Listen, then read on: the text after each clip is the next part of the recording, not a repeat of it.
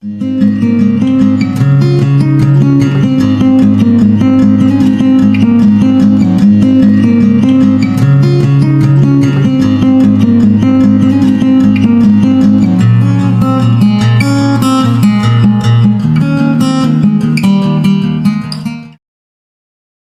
Are Not the Virus. Health workers speak to UNICEF about their struggles by Jacques Gimeno, May 19, 2020.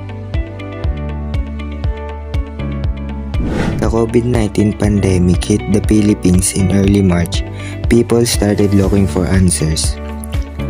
In a country that has faced disease outbreaks, the sight of doctors and nurses aiding the sick is comforting to many.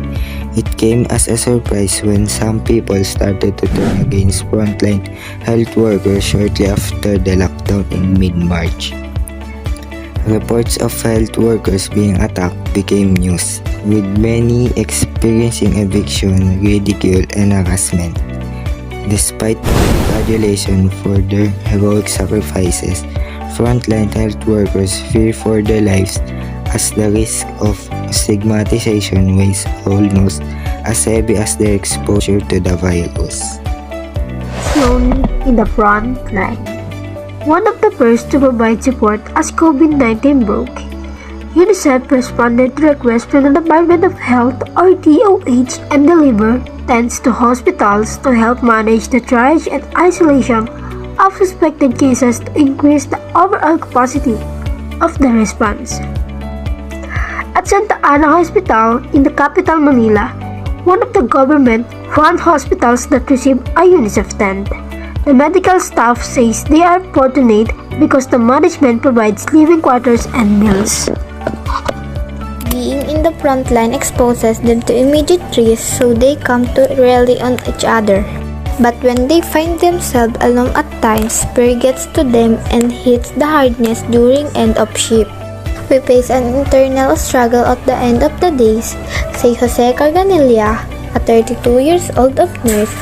What if get sick? I'm on my own. His colleague and friend Patrick Tan, 31, believes the pandemic makes some of them question why they do what they do. Some of us struggle to accept that we're risking our lives. He says as he weighs his next words, we're working with one foot in the grave. Sanita Ulvistal, a laboratory scientist, praises her colleagues in the front line, but she sometimes wishes they could get support too. People always see doctors and nurses, they don't see the lab scientists. Behind all this, Anita says, we handle the specimen for testing, which exposes us to a greater risk. Finding the balance. With the number of cases increasing in the Philippines every day, DOH says some 15,000 additional medical personnel are needed. Recently, the government enacted the Bayanihan to Heal as One Act, a law improving support to health workers. The city of Manila followed suit with an ordinance prohibiting discrimination against health workers. Jose is thrilled about these developments but cautious that he and his colleagues may be reaching the tipping point physically and mentally.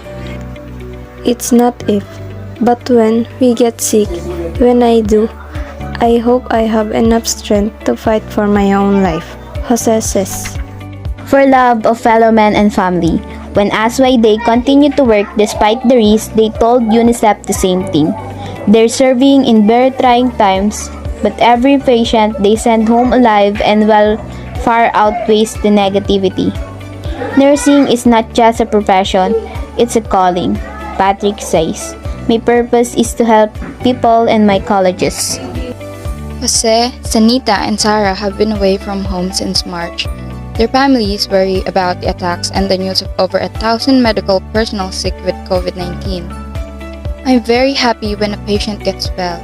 I tell them to hold their family close, something I can't do right now, Jose says, apologizing for suddenly breaking into tears. UNICEF has been supporting the government of the Philippines in its COVID-19 response. To date, it has procured 72,000 sets of PPEs, 64 multi-purpose tents, and 200 mobile hand washing facilities to the Bangsamoro Autonomous Region in Muslim Mindanao, BARMM. UNICEF has also been providing technical assistance to the government in risk communication and community engagement and in various training activities for the COVID-19 essential workforce, such as infection, prevention and control training for community health workers reaching 2,800 and 719 health workers and sanitary engineers and inspectors.